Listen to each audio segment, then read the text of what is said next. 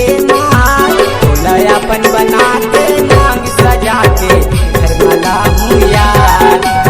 अपन बना के मांग सजा के घर वाला हूँ यार।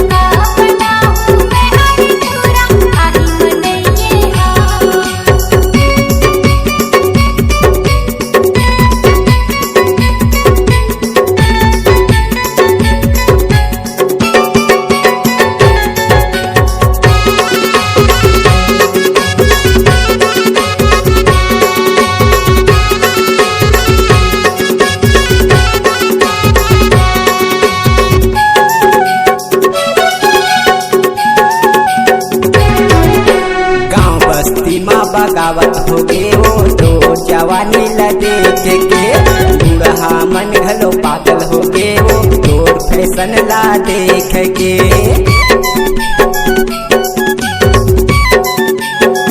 गाँव बस्ती माँ बगावत हो गए वो तो जवानी ल देख के बूढ़ा मन घलो पागल हो गए वो तोर फैशन ला देख के।